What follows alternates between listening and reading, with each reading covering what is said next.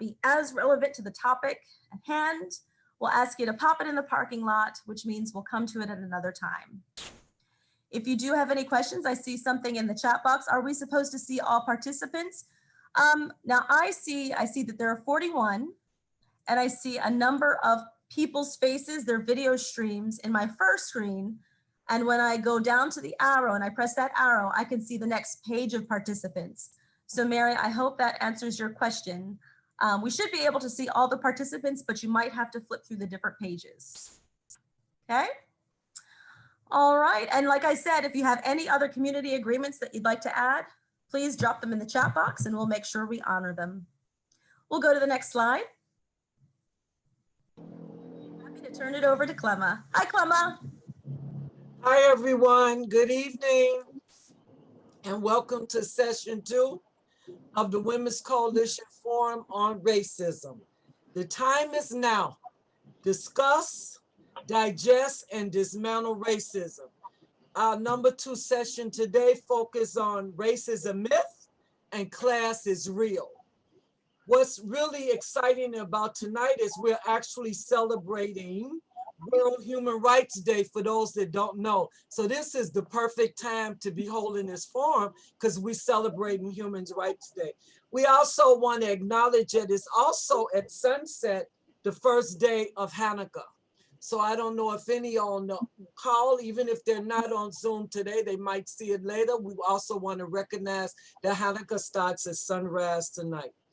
We want to also talk about the completion of certificates. To get a certificate at the end, you have to complete 4 sessions, not 1, 2, 3. You have to complete all 4. And we have a way of telling if the 4 was completed. So it's a matter of coming in and participating, and then you'll get a certificate from the Women's Coalition of St. Croix. Also, we want to take the opportunity to thank you so much for being here. I want to thank those who came back. I want to thank those who participated last time. I hope you open and exciting. We got an extra half an hour today, so you'll get a chance to talk more.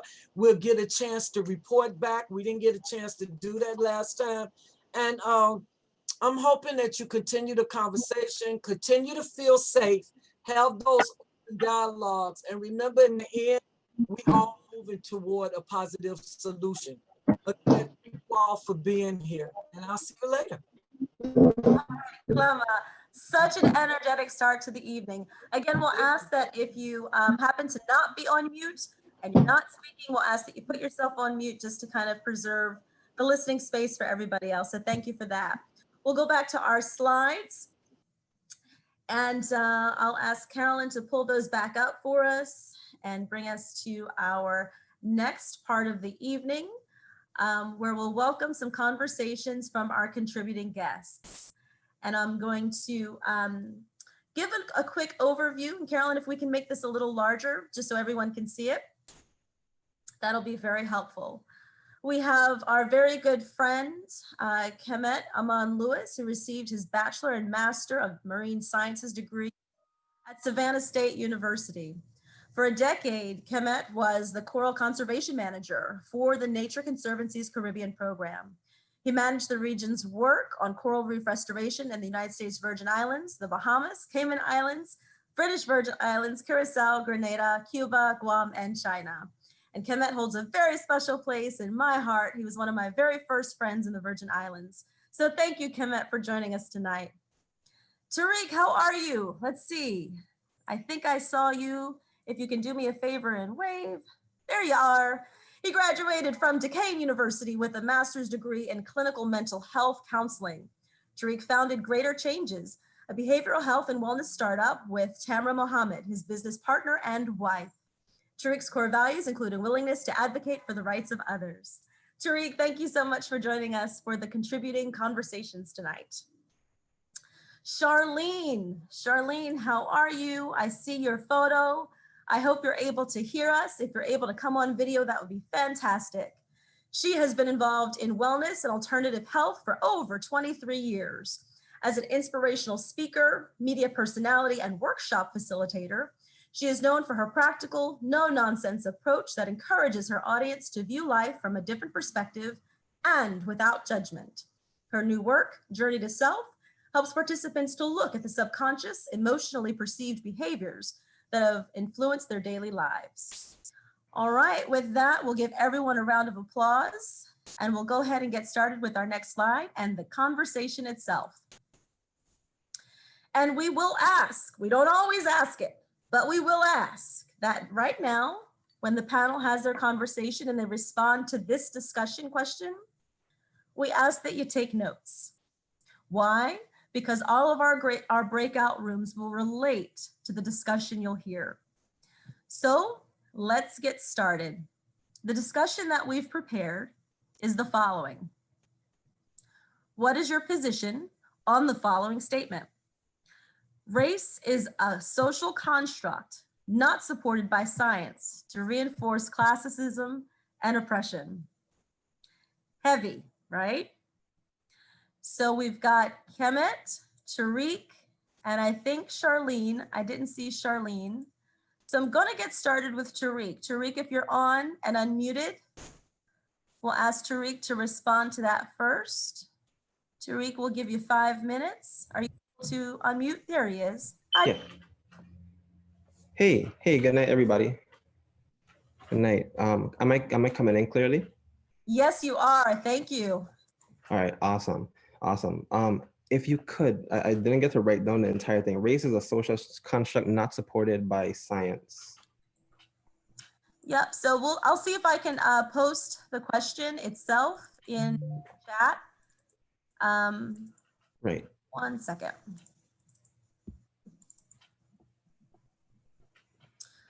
All right. So the question is, what is your position on the following statement? Race is a social construct not supported by science, used to reinforce classicism and oppression. Right. Okay. So I completely agree. I've seen, just based on doing a little reading on my own, where it's a lot easier to command a sense of control if you're able to separate different demographics.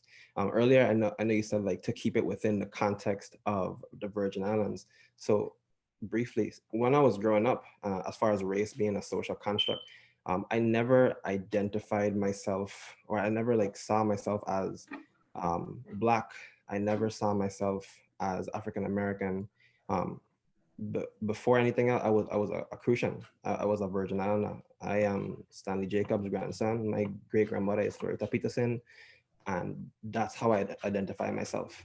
And it wasn't until going to college for the first time that like this concept of race hit me in the face. You know, I remember going to a party and then leaving, and on the way back, I was with some friends. They were from New York. They grew up in New York, so they have a different concept of what race and what race relations look like. And this truck drove by and yelled, "Go back where you come from, niggers." And it was so interesting because they responded so aggressively. And I stood there like, well, there's no way that they're talking to me because I'm from the Virgin Islands. Like, I'm a Crucian. Like, that's not my title at all. And it wasn't until, you know, like further on into the year, I realized like, like after these microaggressions would keep on happening, and it's like, oh, I guess like I am that, to them at least, I am that person that they classify me as, or they classify us as. And then going even to like this deeper context within like the dynamic between United States and the Virgin Islands and our colonial relationship. I remember working at this facility, and this new co-working man started like the week before. I remember him saying, "Hey, you're Tariq, right? You're the guy from the Virgin Islands. They were talking about you earlier. We own you, right?" And I mean, I was embarrassed. I was shocked, but I had no choice but to say, yeah, like you guys do, you know. That one wasn't as that wasn't the first time understanding like the dynamic, the colonial relationship. I grew up with my dad talking about us being possessions, us being colonial subjects. I remember what stands out most to me is him saying, we are the Virgin Islands of the United States, of to indicate possession. So having that idea of what that relationship is between a colonial subject and a colonial power, that has always been a part. So the idea of race as a social construct, again, I completely agree with it, because prior to being exposed to that, while it did affect, it does affect people in the Virgin Islands, whether they know it or not. It was not as present, it was not in my face until I got to the States. And that's my point on that. Incredible. Thank you, Tariq, for uplifting such delicacies, right? And how people perceive other people, right? And how people perceive the ownership of land. Who owns land? I mean, can humans really own land? Well, we're having that battle throughout the US. I'm now going to go to Kemet Lewis, and then we'll pivot to Charlene Springer for their lived experiences and for their personal reflections on the statement. Kemet, how are you? I am well. Good evening, all, and thank you to the Women's Coalition for doing this work and for the invite to join you guys this evening. Happy to join from Florida with my my peeps, Tariq and Charlene, that I know well. It's good to see you guys and everyone else on the call. So I also completely agree with the accuracy of that statement being a myth. But have always been more intrigued and focused on telling the truth. And I think that it's on us, our generation, the generation before that have been doing it, and the generation that will come after, to continue to speak truth. I think using science and history to better understand truth and to dispel a lot of the pseudo history or false realities that a lot of people try to put out there to create this class system is important. I think leaning on the work from Chekanta Diop, the work from Richard Leakey, an anthropologist who, not too long ago uncovered over 400 fossils representing over 230 human-like organisms in Africa that closed that loop on the where did we all evolve from, and made it very clear that over 3 million years ago, there were us, the people that or the beings that evolved into Homo erectus, that later evolved into Homo sapiens, were all of African descent. And so at the end of the day, that is the reality, and science proves it, that we are all descended from one place, and so we are all related. And the notion that you can create these groups or categories of people is just absurd.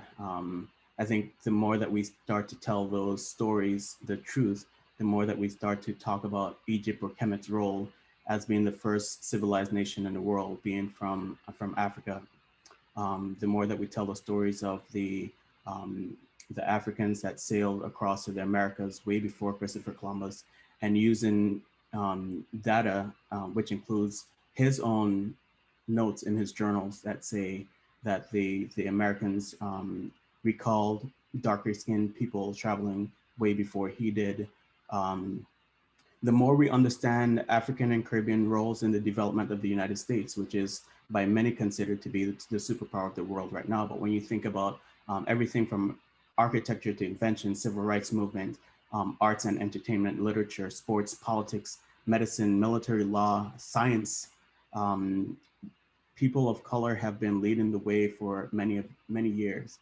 The more that we can do to celebrate our pride, I think the lack of information has really brought us to where we are today. But the more we can celebrate Black Boy Joy, Black Girl Magic, and really elevate that so that they're more than just hashtags and they're actual you know, sense of pride that's created, and, you know, everything from people seeing the first Black president of the US, to Serena Williams completely revolutionizing the sport of tennis. You know, we have a lot to relearn and to reteach.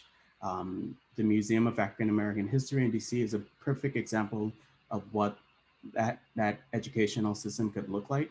And I think if we focus on how we move that, and it's not the first, but if we focus on how that model for what they've done there can be used to completely revolutionize how we teach education in the US, Virgin Islands, and around the world, could lead us in the right direction. I have many personal experiences, being the you know, normally the one Black marine scientist in too many circles, that I can share, but in the interest of time, I won't today. But I think we have a lot of truth of history, and of correcting misinformation out there, to do, toward dispelling that myth. I think it's our charge to do that, because at the end of the day, our history is too rich to fit into 28 days of the year. And I think more importantly, society should be more careful about playing the label game, because if, you know, if we were to use history and science to be objective about things when we talk about the first and all of that stuff, I won't play their game, but the story would be very lopsided. So just, yeah, take that as as food for thought, and consider that there's no such thing as race in my mind. I'm a scientist first and foremost. Like Tariq, I'm a Crucian, even before that. But there's no such thing as race in my mind. We are all brothers and sisters, and we just evolved in different places around this beautiful place that we call Earth. Excellent. Kemet, we thank you for your global perspectives and your expertise in the sciences and history and the arts. So we thank you for your contribution. We'll now move and pivot to our good friend, Charlie Springer. Hello, welcome. Want to make sure we've... Okay, we're unmuted, yes. Okay, Perfect. There we are. Hi, Allison, how are you? Great, and hi, Kemet, hi, Tariq, hi, Clemma, everyone from Women's Coalition. Thank you all for showing up today. My thoughts, it's interesting that like Tariq, I had a similar experience that, you know, I was just telling a friend of mine, one of the advantages of growing up on an island is that you don't really see racism isn't in your face. I mean, it may have been happening, but it wasn't in our face. So you don't know until you go to the States. I mean, my first experience, you go to college and they say, first thing they say to you is, oh, you're not Black enough. Why? Because I listen to so many different types of music. We have Latin music, we have rock and roll, we have Quelbe, we have country music, we have soca, we have calypso. So I was listening to everything and it was so weird. It's like, oh, you're not Black enough. And I'm like, okay, well, what does that mean? Do I have to dress a certain way to be Black enough? You know, what do I have to do? So that was one of the things that I noticed when I was in Boston of all places, so you know how that is. Dealing with that, at first I ignored it because I'm like, what's wrong with you people? This is not something that we do in the Caribbean. We talk to everyone. We are social beings. We don't have issues with people. We speak to every race.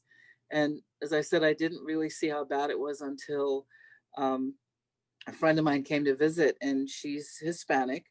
And I didn't know that her skin was so white. And they're like, oh, she's white. And I'm like, what do you mean? She's Rosita. She's my friend. And so this is where I started to see, I didn't know there were different types of white people. I just thought we were, you know, everyone was who they were, you know, so I learned all that in college because I was a little slow, sorry. So looking at racism as a construct, a social construct, I see that more prevalent in the United States, which is unfortunate because I look at things from an energetic point of view, because, you know, this is my field, that whole thing about energy. And looking at, if you looked at epigenetics, they talk about your environment being a key part of what you become. And that programming that happens, you know, before you're 7 years old. So if you're growing up in an environment where you're constantly told that, okay, this is what happens to you, your dad gives you the lecture, you'll be stopped by police, this is this, all these different things that happen to especially children in the States, because we don't have that same experience here. Of course, that's what you're going to attract in that sense. So I guess the process is, how do we heal this? I always look at, how do we heal things on a deeper level? How do we heal things from an energetic point of view? And, you know, I think there's a way. So the same way, like what Women's Coalition does, when you have a battered woman that comes in and she tends to repeat that behavior over and over again, it's something that is learned. So how do you help her? So if we approach racism from the same point of view, especially looking at people of color, how do we change what's going on as to what we project, that it's okay to treat us like that? I think we have to change something inside of us. And when we change that something inside of us, and whether it be, you know, as I said, if you look at it from the perspective of how can we switch from being a victim and not even a survivor, how do we thrive in the world? So this is how I feel about it, that it's something that's doable. It should be done on a deeper level. And it shouldn't be where we're pointing fingers and saying, oh, you're racist and you're racist and you're this and you're this. It should be, how can we do this as a community, especially on a small island? We're the perfect petri dish for this. And we already have an advantage, I think, because again, growing up here, you see things differently. You mix with everyone, you speak to everyone, it doesn't matter. Whereas in the States, it's a little more limited because they have larger spaces. We're small, we're a confined space. So you have to interact with other people. And I think, as I said, it's a blessing to have grown up in this environment. And let's look at it looking inward as opposed to looking outward and pointing the finger and saying, this is what it is. How can we heal us? How can we reinforce that positive information to our children that have been fed this thing as to what they should expect? Because I always think, I never forgot the day I saw my son walk on a line from the boat to a mooring, and it's because he didn't know he couldn't. He just walked like a tightrope person. And it's because all he had in his head is, I'm going to put that rope over that pole and come back. And that was it.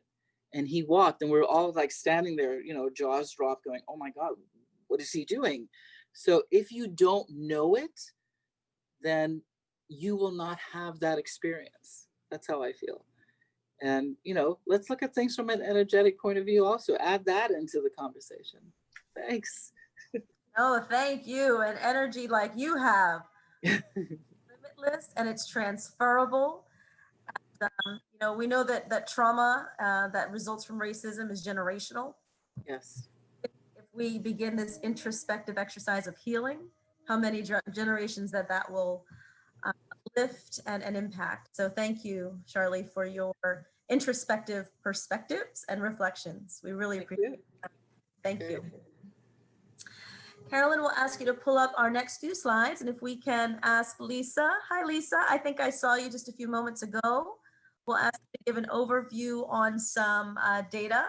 One of the things that we know we're aiming to lift up throughout the U.S. Virgin Islands is the collection, analysis, and reporting on data about our lives, ourselves, and our community. So Lisa, if you're on the line, we'll ask you to give an overview. Carolyn, we've got some figures on the next slide.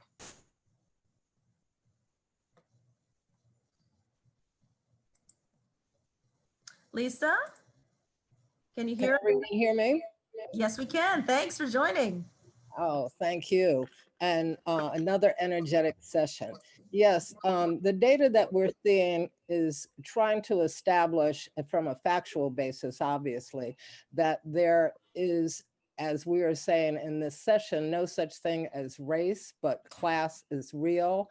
The reality is in the United States, as you can see from the figures, even though Blacks and Hispanics, people of color, American Indians are disproportionately represented in the underclass or under the poverty limit with respect to the numbers, because obviously the white race still is in the majority in the United States. So the numbers reflect that there are more Caucasians in poverty than there are Blacks in poverty or any other people of color. The reason that we're pointing this out is not to say, aha, see, everybody's poor, but to just emphasize the fact that we have common things that we need to focus on. We need to be able to rise everyone up and start to understand the economics of this culture, how economics are tied to racism. It's my theory, and I don't think I'm the only one that holds this. I certainly didn't originate it.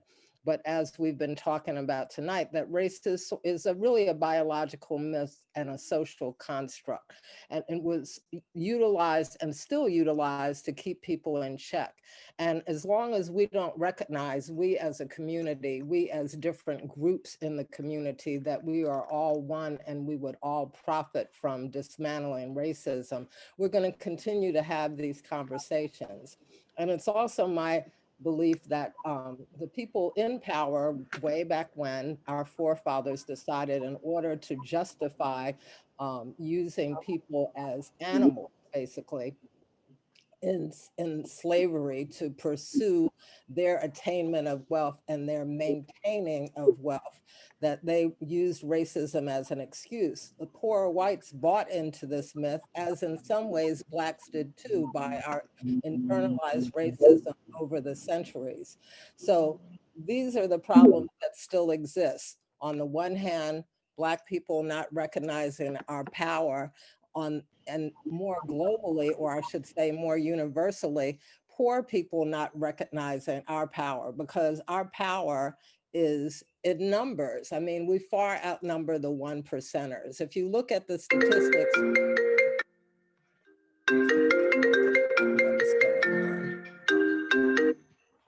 I'm sorry for that. I have no idea what's going on over here. I'm using my granddaughter's computer. But in any event, hopefully you can still hear me. And I've lost the statistics that are on the screen, but you can read those for yourself. And again, we're just utilizing the statistics to emphasize what's the reality. We have to start recognizing what the reality is in the United States, and to some extent globally. By far, as we've said, 1% of the people in the world control 99% of the wealth. And if we look at it that way, obviously it's in their self-interest to continue to maintain and attain more wealth. And in order to do that, they've got to, as Debbie always says, stand on somebody's necks, and the necks are those of the underclass, and that underclass is multiracial. Indeed. And Lisa, thank you for pulling this data together. It's an important component of the conversations that we'll have. And Lisa, I know that you know this. I'll sort of read it out loud for the benefit of the group. With the percentages that we see on the slide, everyone, and if you can see, all of the different statistics that are based on different people groups, we see that wealth and race are disproportionately sort of categorized according to where people fall on the racial spectrum. We see that of the white people group, 7.3% of those who categorize as white. I see that Catherine Cook said that she can't see a slide. I know that I can see it. If you cannot see it, please let us know in the chat. 73% of those who are in the category of being a white, being part of the white people group, they're affected by, I think the figure that I see, and my eyes are getting a little old, I see 7.3. So 7.3 of people living below the poverty line. We compare that to 18.8 for the Black constituency group. Is that true, Carolyn? You might see this better than I can. Compare that to 26.8% of Native Americans. So we see that, of these people groups, those who were in this country first are disproportionately affected by poverty. We take a look at the Hispanic people group, 15.7%. I believe that's what we see there. For the Asian people group, 7.3%. So when we think about wealth, the distribution of wealth historically, and how it has been distributed across different people groups, we see that it's been disproportionately distributed. So let that just be a factor as you have conversations about wealth and class, especially as it relates to economic distribution and disparities that have resulted.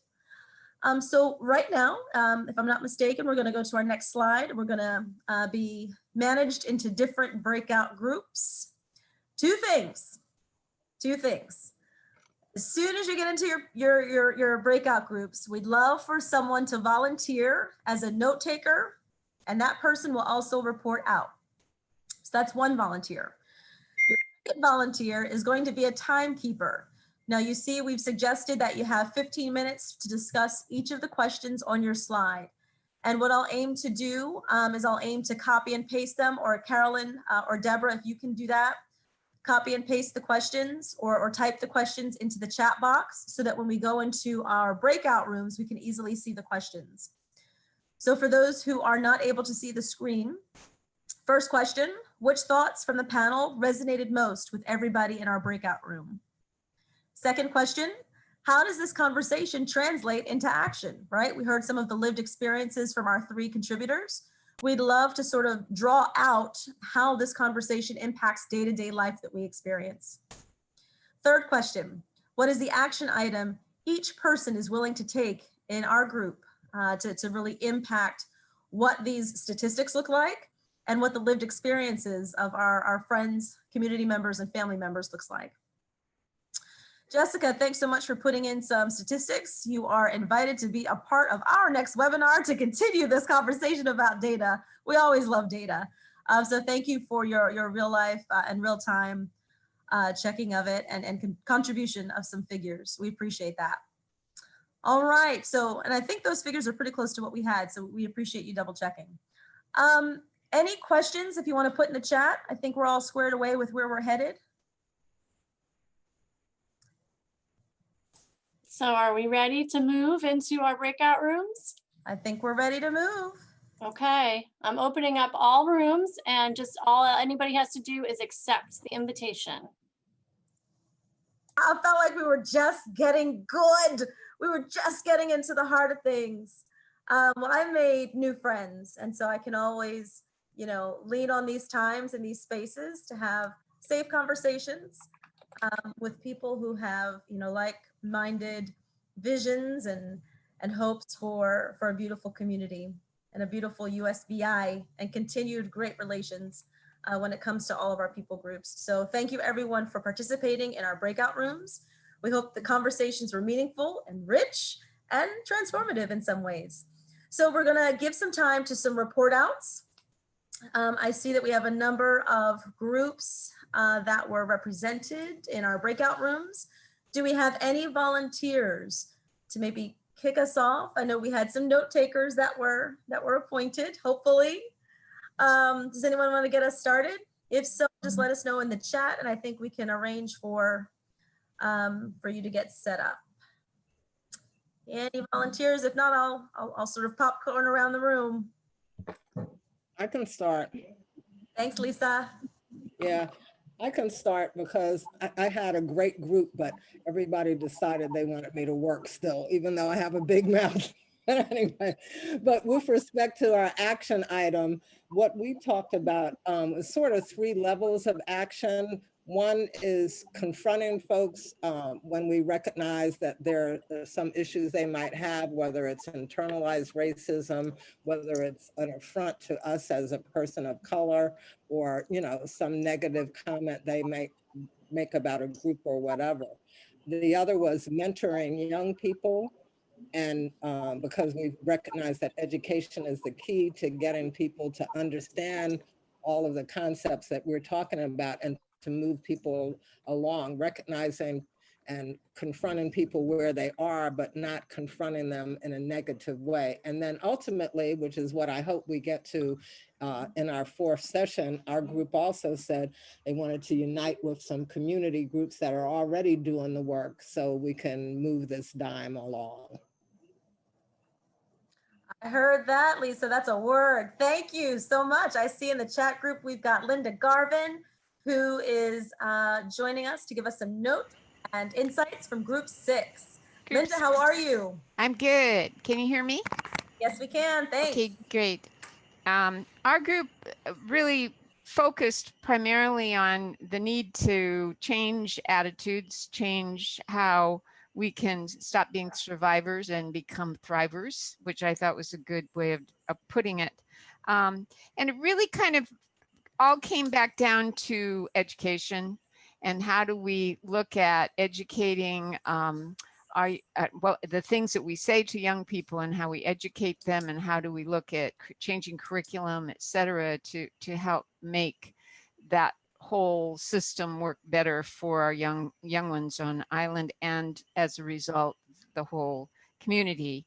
And then we also talked a lot about economy and how it's hard to break that poverty barrier unless you have jobs and you have education for those jobs or training. It doesn't necessarily have to be the formal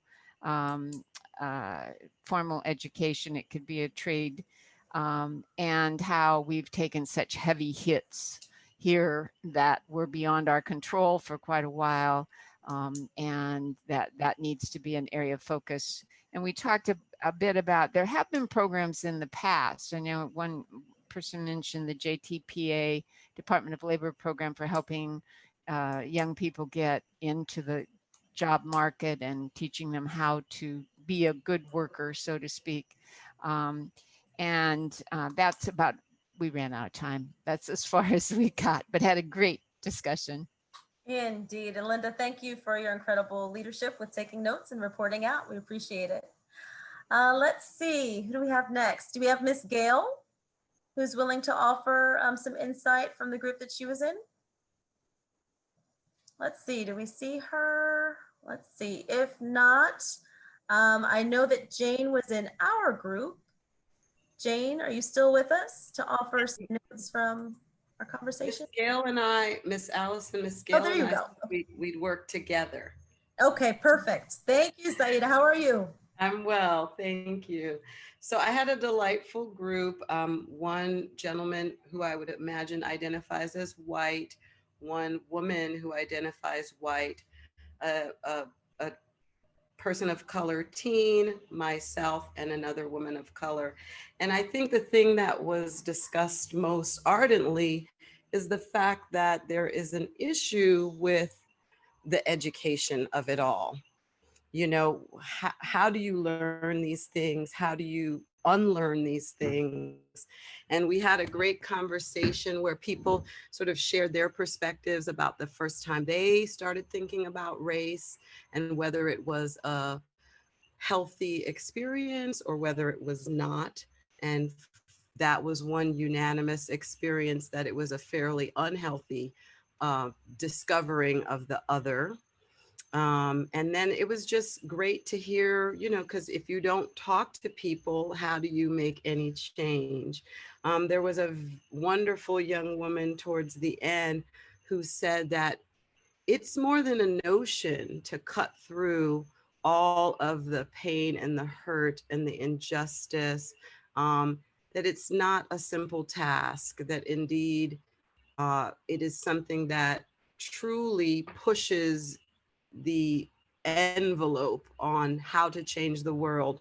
Like, it's too much almost at times, but we're endeavoring to do something about it, and that we need to start looking at people not for their qualities that have been assigned to them, but we need to start looking at people for their individual, what they bring to the table.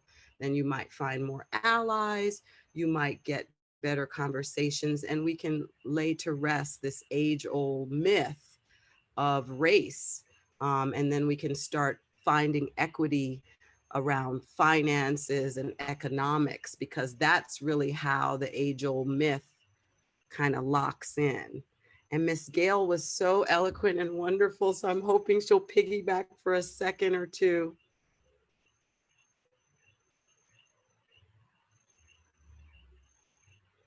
Or any other panelists, because we were so into it. We were, I mean, conversers, because we were so into it. I don't think we were adequate note takers.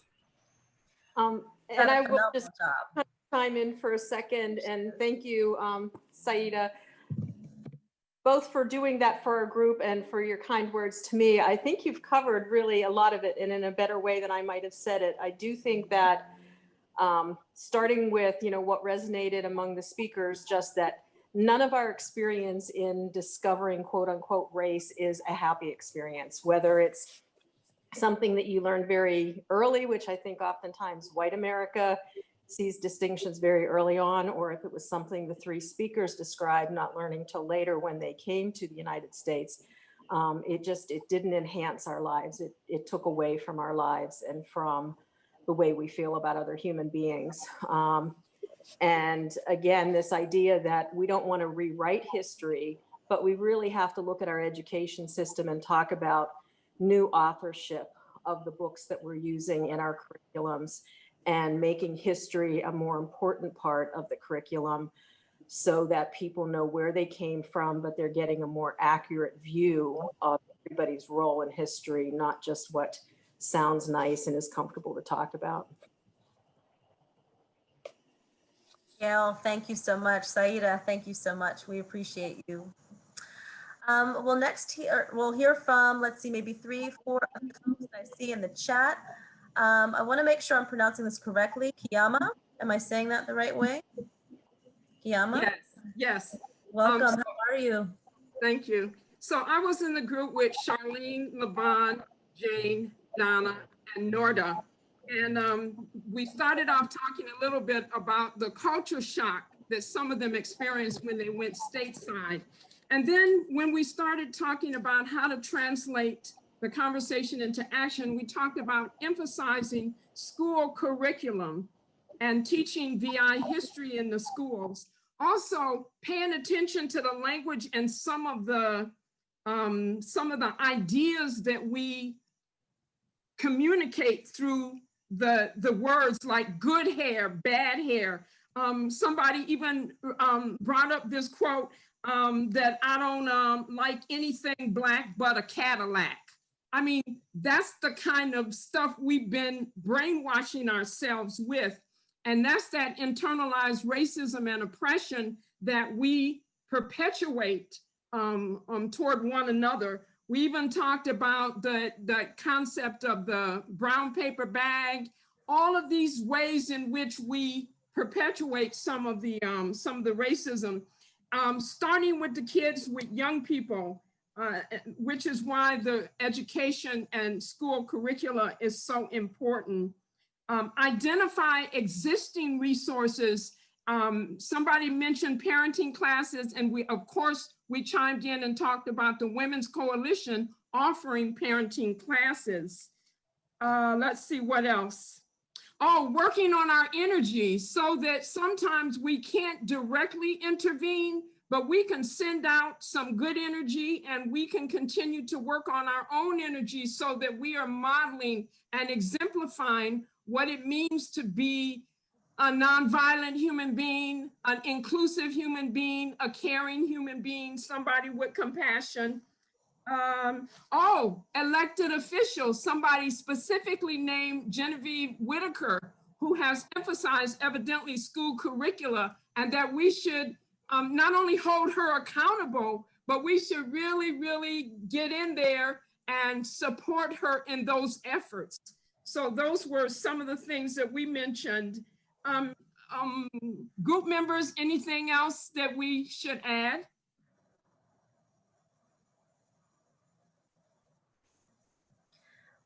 Kiyama, you have given us much to think about and reflect on, and I heard the words of Charlie Springer's perceptions and thoughts and reflections around healing. And you raised something else. You raised this idea of us, taking an action item around being nonviolent. Violence isn't always physical.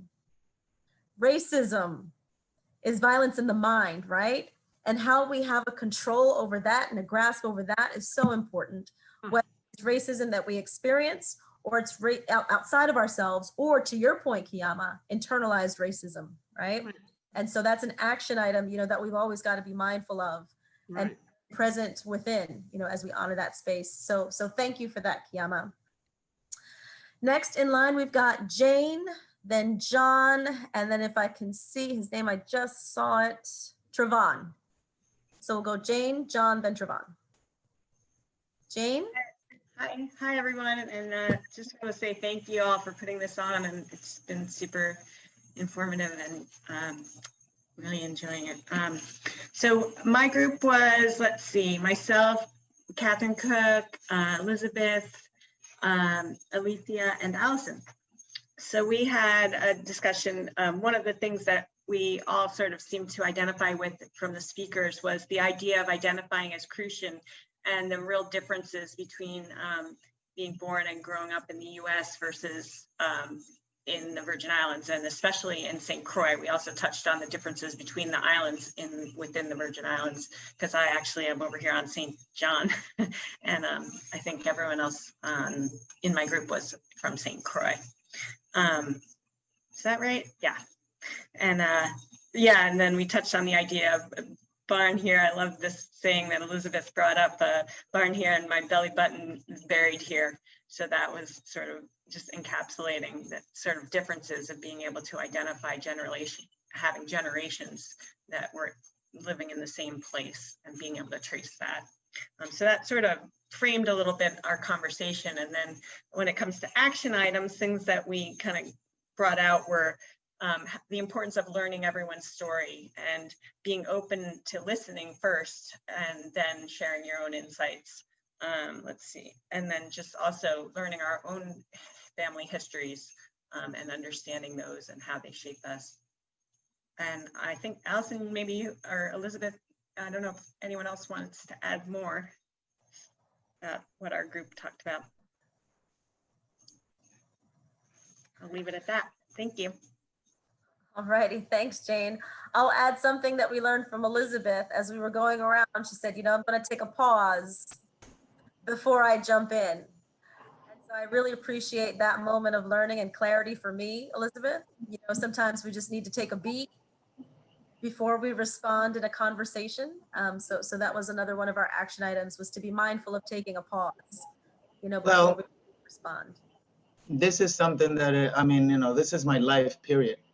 As I said, the struggle and education. Education is the key, but respect and love is the answer. Especially in the islands. And for those that it's like, oh yeah, when you come to these islands, it's because as spiritual people, it's because you got lucky and you needed to come to the islands. So a lot of times you come and it's like, you don't know why you're here and then you leave.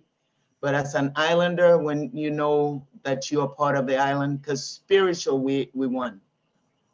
And if you realize that, and if you accept that, because a lot of times we don't accept that responsibility, but we do have it, whether we want it or not, to make the world better. And I'll leave it at that. And she says it with a smile. I love that, Elizabeth. Thank you. Thank you. Allison, could you just share just the notion of empathetic interviews? I thought that was a really powerful piece that you brought to the conversation. Sure. And if you can, either shake your head or give me a thumbs up if you've ever practiced or been involved with empathetic interviews. So it's a way of interacting with other individuals in a conversation, right? So when someone says to you, an observation about their life, our automatic impulse is to respond with a shared experience, and then we make their story about us. So if Lisa says, I love to wear purple, in an empathetic interview where I always ask questions, I'd say, well, why do you like the color purple? And then she says, I love it because it's associated with my organization. In an empathetic interview, I ask another follow-up question. Typically, we make the conversations about ourselves. So in an opposite context, if she says, I love purple, and if I'm not in an empathetic interview, then I'll say, oh, I like purple too. Matter of fact, it's my school color. Did I tell you where I went to school? Right? So now the story becomes about me and less about her. And so in this space of healing, and Charlene Springer's point about, making sure we're very focused on internalized healing and that process of strategic healing, when we take that beat like Elizabeth and we participate in empathetic interviews, where we're constantly asking questions to go deeper about what we hear, we find ourselves in a much better space of exchanging and learning more about the other person. So empathetic interviews is where we're constantly asking questions, not to be annoying, but to simply deepen our understanding and our appreciation for the people who are in front of us and who share space with us. So empathetic interviews. Thank you, Alethea, for that. All right, I think we're going to go to John next and then Trevon. Okay, well, good evening. We didn't get all the way through the 3 questions, but we got through a couple of them in terms of dealing with racism as a social construct. And I think that part of the discussion, I think we're in pretty much agreement that the historical notions about racism that have been a part of exploitation in America and throughout the world have been with us for an awful long time. I mean, from the very beginning, and to separate out those myths that were, we're all that was alluded to by some of the panelists, that we're all from one race, we're all from one species, we're all a part of that one species, and yet, various theories, polygenesis versus monogenesis, was used as the reason, the myth that was created to exploit Black people when they came to this country and part of the whole colonial era. So that was brought out, and we thought that, that distinction was important to make sure that, we understood some of the roots and the historical roots of racism. And then we really got into a lot of discussion in terms of the kinds of education that are needed when racism raises its head, either in our social gatherings or its failure to be adequately addressed in our school systems, or in the way that we are trying to understand the depth and the complexity of racism. And an interesting conversation evolved in terms of when you see racism in a social context, someone has made an inappropriate racial remark, or how do you address that? Do you call it out? How do you call it out? In the manner in which you call it out. And it's important to call it out. But there's also another piece that was brought out in terms of calling in terms of a concept of looking at where you are coming from and how best to approach that individual that has made that comment or had projected that kind of racism, in terms of trying to have an understanding with that person as to what that really meant, and the hurt and what was behind that remark and how it was felt and taken in. And I think that's a very important thing when we try to deal with, what we really are trying to accomplish when we are trying to change attitudes about people's embedded historical attitudes that maybe some of them have grown up from childhood, of feeling a particular way about people and about race. And so, we just sort of, you can only brush the surface in a very light way in a very short period of time. But I think everyone was in agreement, that we need to go much deeper in terms of the educational piece to incorporate more and more people in our island community, which can really be a real example of how we can integrate and how we can cross the barriers that we're dealing with and that we're dealing with in the country right now in the United States as a whole. So anyways, it was a very lively and active discussion. Indeed, and you're right, John. I mean, we're only but scratching the surface tonight. And I think all of you know that this is, part 2 of a 4-series, sort of sequence of conversations. And I saw some conversation in the chat around internalized racism, and that was one of the definitions, that we talked through in our very first session. So many thanks to those who participated in that first session, and thank you again for those who participated in this one. John, thank you for your report out. We'll now go to Trevon for a report out.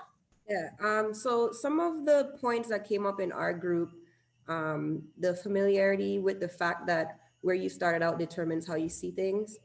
How growing up in the Caribbean, we may not have seen or felt Black-white racism as starkly as we do in the States. Just as a white person cannot understand racism unless they understand white privilege, Black folks can't understand racism unless they understand internalized racism. And then some things that came up out of that was some of the messages that we as Caribbean people get, like we should marry lighter, pinch your nose to make it straight, those type of messages that we get growing up, all of that is part of the internalized racism. Trying to define race, we are trying to define racism from a Eurocentric standpoint. And so the conversation will be inaccurate because here, race is mostly separated by tribe.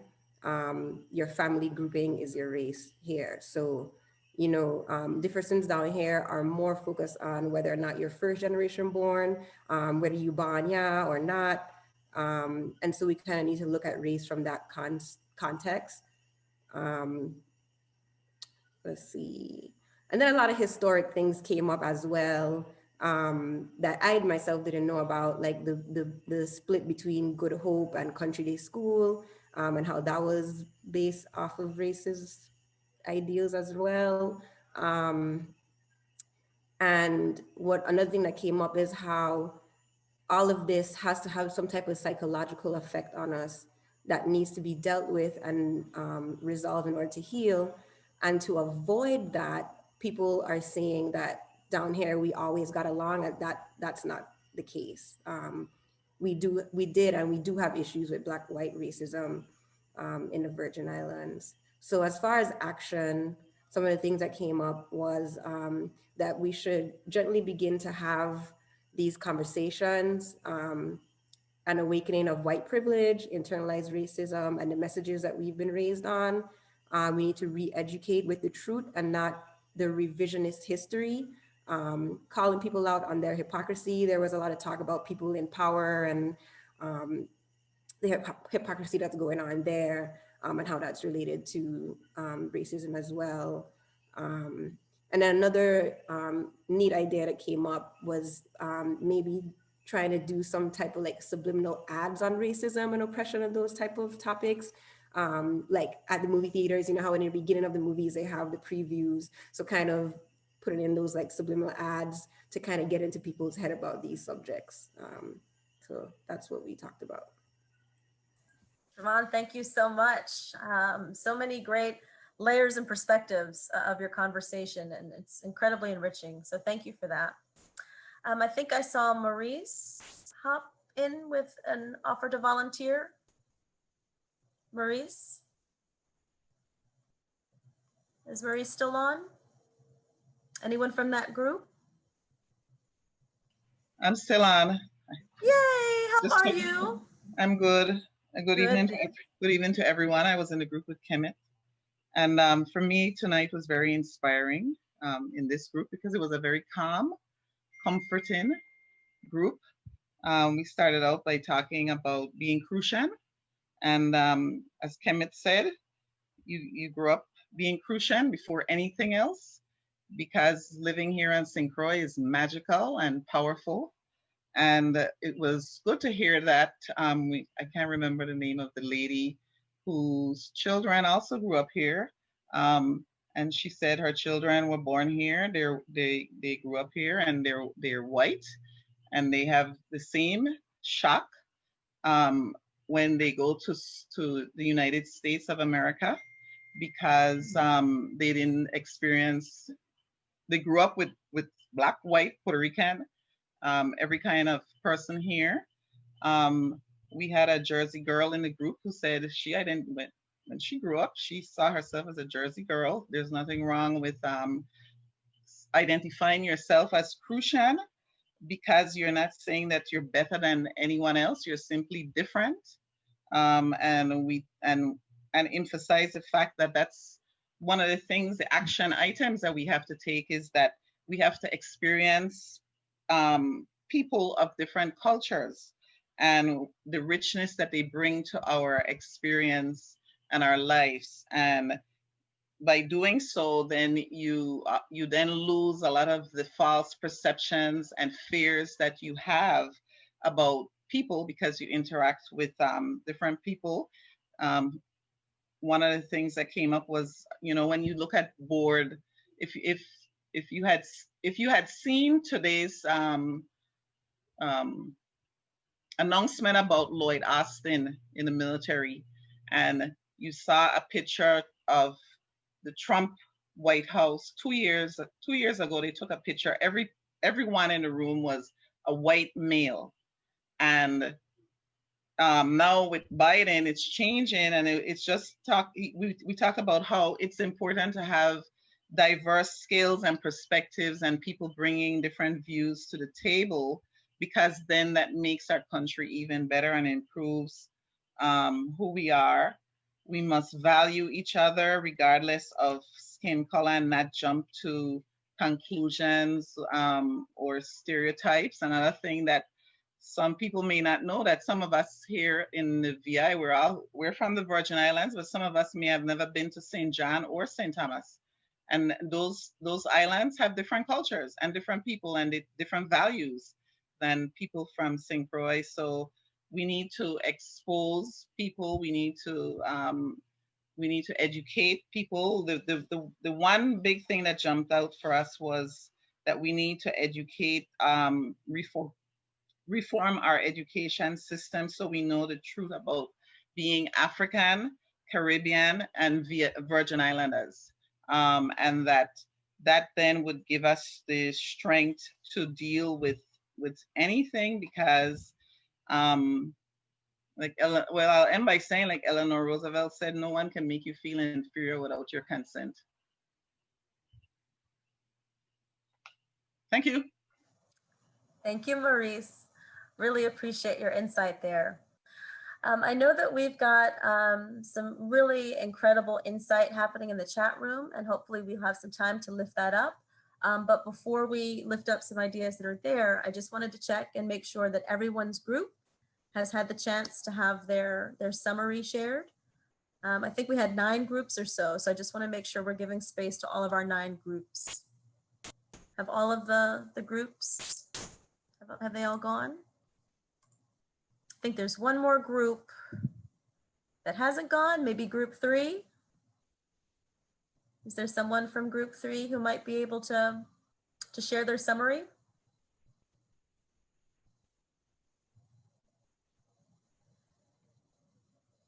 See Maureen? I'm volunteering Maureen. Is she on the line? We'd love to hear from you, Maureen. If you're able to, want to make sure that we can hear you. Let's see. Oh, there she is. Can you hear us, Maureen Roebuck?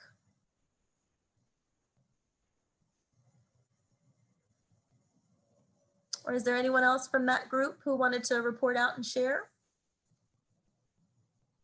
Can you hear me? Yes, we can. Hi. Well, in our group, we basically talked about this dialogue must continue. One of the young ladies, Camilla, spoke about, she talked about how her grandfather, great-great-grandfather, was Black and went to Denmark, and how she finds it imperative for her children to go to public school so they can understand. She don't, you know, she wants them to be exposed. We also talked about it must begin in our schools. We must talk to our children, and we must be honest with friends and family members about this whole thing about racism. We also talked about one of the young ladies talked about, I believe she had a Miss James.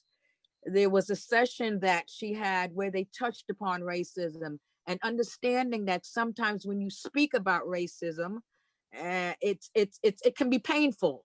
It can be painful and it can be rough. But we also talked about with pain, there's growth.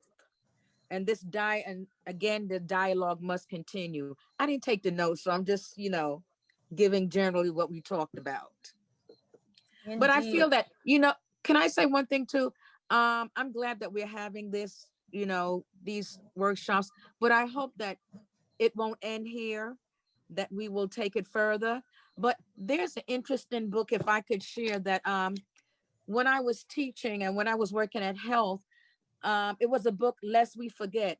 Saida, one of you ladies might have heard of it. It's a very good book. And I would really, really encourage each one to get that book. It's written by a sister and it's very, very good. It's Lest We Forget, and as we talk to our children, as one of the young ladies, she was a teacher, maybe we can use this because our curriculum is really sad. We have very good teachers, but we need to talk about what's happening to us. We need to talk about our history. One of the things that I said that sometimes that a lot of our young people here, and it was mentioned earlier, when they go to the States, they have a hard time. And then I find that sometimes here that we don't want to identify with what's happening to our brothers and Black brothers and sisters in the States. We feel that, no, that's not a part of us. When in reality, we all are one. If one of our brothers and sisters are struggling in Africa, we're not free until they're freed. So the dialogue must continue. Indeed. And it will. Thank you so much for spirited conversations like this. I think we mentioned, and Lisa, you can probably do a much better job than I will. We aim to have 4 conversations, 1 per month. Right. This coalition will facilitate and help organize, but this is, just one space, right? Yeah. We've got how many? 45 incredible leaders on the call tonight who can have 45 conversations tomorrow, right? With community members, family members, right, friends and peers. So you're right. The conversation certainly doesn't end tonight. It'll certainly expand and grow. And we really appreciate you lifting up so many wonderful ideas. So thank you for that. Let's see. Are there any other groups that need to share? We need to make sure we give space to. We've got just about 15 minutes left for our call today. We want to make sure we're mindful of time. A lot of great ideas lifted up in the chat room. I'd like to ask for our contributors. It looks like Camilla is raising her hand. Oh, sorry, go ahead. Who is that? Was somebody raising their hand? Yeah, I was. I just wanted to add a few things to what Marion was saying. Yes, please. Yeah, but first, thank you so much, Women's Coalition, for doing this, because it's really clear that this is so needed, and we all have something to say and to offer to this conversation. We also talked about how important it is, in order to dismantle racism, that we talk about white privilege. And that especially for white parents, to teach our children that we are not all in the same boat. We might be in the same ocean, but there's a big difference, and that particularly white children have to understand that they come with many layers of privilege, and that's something that has to be talked about openly, and that it's okay, and that it's necessary for white people to feel uncomfortable having these conversations, and that it should not be up to Black folks to step in and to be the comforting person, because you have been that person, or you have been discomfortable or uncomfortable for 400 years. So it's time for a shift to happen, and that white parents really, really have to carry the torch in order to have these conversations, not only with our white children, but also with the friends that that are around us. And for actions, we talked about also for white parents, what they can do is they can make sure to choose diverse things for their children to see, so that the children understand why parents send their kids to public school, why we choose to see, all right, this birthday party is not something that's for us because it doesn't reflect a diverse group of people, or the children understand why we choose to go to a vacation spot in this area instead of somewhere else. That we as parents, by the choices we make, can send a very important signal to our children that hopefully they will understand. But so we have a responsibility as white parents, that's for sure. Thank you for sharing that, Camilla. We really, really appreciate that. Are there any other groups that need to share some details or insight from their conversation? Okay. If it's all right with everyone, we've got just about 14 minutes left. I'd love to share a question that I've gotten from a community leader. And then I'd like to pivot to our contributors tonight, if you're still on the line, Kemet and Charlene, and I think Tariq is still on. I think he might have had to hop. But we'd love to circle back to you for maybe a minute or two of a wrap up, and then we'll close our session out for the evening. But a question, and maybe this is a reflection question. Maybe it's something we just want to write down and sort of think on between now and our next session.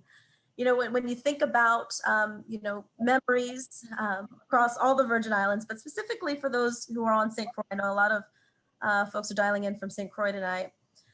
And you see images that have sort of, you know, been a part of history on St. Croix, like the Pony Club, Island Center. You think that of how Country Day was formed, right? And the history behind that. I know that all of you probably have a much deeper understanding and relationship and sort of involvement in that than some of us on the call. But for those who know those relationships, and we think about how racism might have influenced that. You know, the question that's posed is, you know, was racism really encountered when you went north? Or has it been sort of here on the island, but in different ways? And maybe it didn't show up as racism, but it showed up in separation, or it showed up in preferences. So it's a reflection question. And Camilla just spoke a lot of truth to power in that. You know, we have so much authority over our choices that we make. And so we think about the choices over the past 10, 20 years. And I think I shared on the first webinar, I'm from Hilton Head, South Carolina, where choices were made to build a bridge, right? And spike up property values so Native Islanders couldn't pay their taxes, and then they lost their land. So today on Hilton Head, we can't have this conversation about racism because not enough of us live there, okay? So let that sit for a moment, okay? The bridge, the golf courses, the taxes, and the exodus, okay? So think about that. Thank you so much for that question.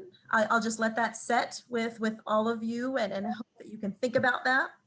I'll now go to Kemet and Charlene to begin to wrap us up. Kemet, if you could give us some closing thoughts, you as well, Charlene, and then we'll bring our evening to a close. Kemet, can you hear us? Yes. Thank you again for the invite to share and to join you today. It was very easy to say yes. I love all of you guys at Women's Coalition and love what you do and what you bring to the community. And I wanted to just share this thought as I leave, because we talked a lot about education. We talked about, you know, the difference between private and public schools and whatnot. And I just wanted to make it clear that I was a St. Patrick's baby from pre-kinder all the way through 8th grade. And I was actually nudged to go to St. Joseph's High School, private high school, and had an option to go to Good Hope, had option to go, well, I had the option to go to Good Hope because I was on the west end of the island. I chose to go to Central High, despite my mom really wanting me to go to St. Joseph. because at the time, Central High had a marine science club. We were scuba diving every weekend around St. Croix.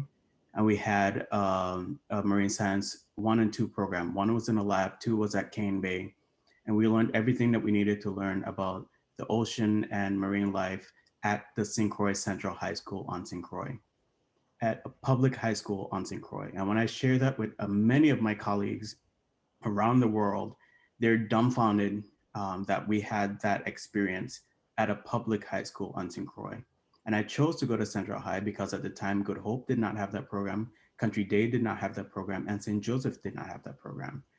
So I've always looked at things, and I think one of the books that I shared with you guys is The African Origin of Civilization. My dad gave me that book as a youth, and he said, "This is our Bible. Read and take what you want from it." And I think more of us need to tread along that line, because I'm not perfect, but I made choices based on not race or economics. For me at that time, I made choices based on not who I wanted to be around, but based on what would serve me and my best interests. And that was becoming a marine scientist. And so to that end, I wanted to go to the St. Croix Central High School. And then to the Savannah State University because it had an amazing marine science program. I lucked up because it happened to also be an amazing HBCU.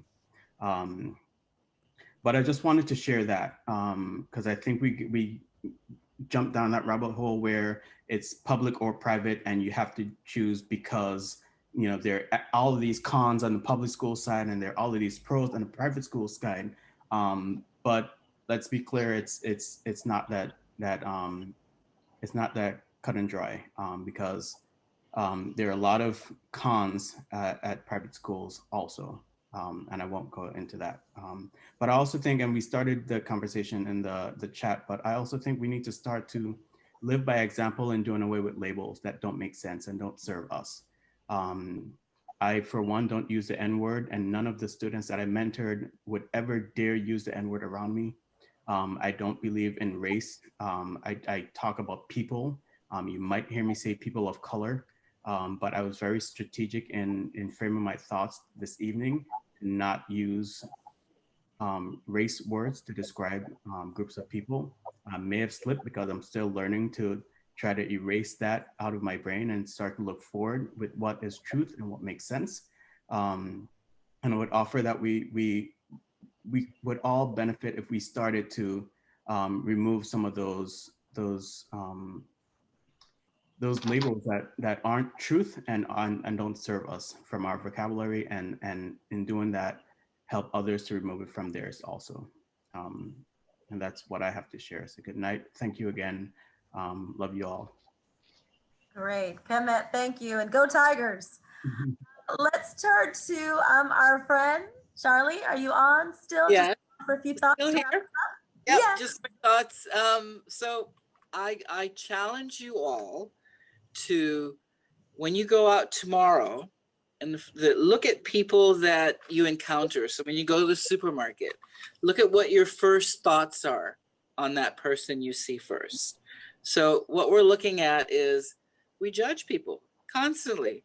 Judgment is racism. So see what it would feel like to switch that thought. So instead of going, oh God, look at her, she's wearing those tight pants, or oh, I don't like that top on her, or oh God, he's ugly, or all those things that we do. How about, and this is again, how we start doing it inside of ourselves first before we expect others to do it. So just I challenge you to do this tomorrow. You go, and instead of judging that person, just go, wow, what else can I say about that person that's not judgmental? And then just look at how you feel, because there's a feeling that comes along with it. So try that. That's my thing for you. And thanks again for having me today. And Allison, Clemma, Women's Coalition, the whole gang over there, I love you guys. Thank you so much. Thank you. We love you too. I love that. So instead of criticizing, let's celebrate. I love it. I love it. That really changes the energy of everything. So we'll start to close, and you may get 5 minutes back in your evening. Carolyn, if you don't mind just showing us that last slide Lisa's going to give us an overview of our next 2 sessions. One will be in January, one will be in February. Lisa, did you want to offer a quick overview?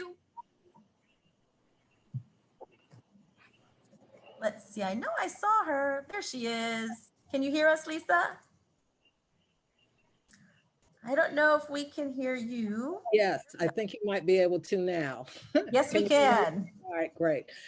Yes, our next session, which will be on Martin Luther King's birthday, it's back on a Friday because we felt it was necessary to keep it on his birthday because we're talking about historical racism to current racism in the USVI. And then our 4th session will be a call to unified community action, which will be February, I believe, the 11th. That'll be back on a Thursday because some folks said they're fried on Friday. But come to the Martin Luther King one because we're going to have some interesting contributors. Plus, you have a long weekend, so we're not offering you any excuse from being tired on Friday. So I'd like to thank everybody who's come thus far. Remember, you know, if you have and had the opportunity to be in the first session or this one, you can, you know, tell your friends who might not have joined in or had some other commitment that they can look at the video on the consortium or on the Women's Coalition website. And, you know, because we want to be able to build our ideas to, and again, these 4 sessions are just the beginning. So yes, we want the call to action to be the beginning of the real action. This is the foundation talk that's going to empower us all to have the joy and, you know, the foresight and the hope that this kind of conversation brings to our possibility of changing things. We have the perfect dynamic here, a small place. We can make it happen. Indeed. Thank you, Lisa. And before we wrap up, just a few housekeeping details. Everyone will receive a link to a survey, really, really brief. Again, we're collecting data, so please help us in that vein and just help us understand, you know, the need for conversations like this, because that's the pathway and the glide path to having deeper and more meaningful conversations that build on what we accomplished tonight. As Lisa mentioned, there are 2 more conversations in this series. And if you have any suggestions or recommendations on our work ahead, you know, we'd love to hear from you. Deborah, if you wouldn't mind just putting the email address in the chat room. That way everyone can have an opportunity to connect with Women's Coalition. Let us know what you're thinking. And if you have any suggestions, we'd love to hear them. Deborah, can you go ahead and put that? I don't know if Deborah's, maybe she stepped away. Carolyn or Clemma, if you're able to put an email address in the chat box. If not, you can always leave your suggestions in the survey.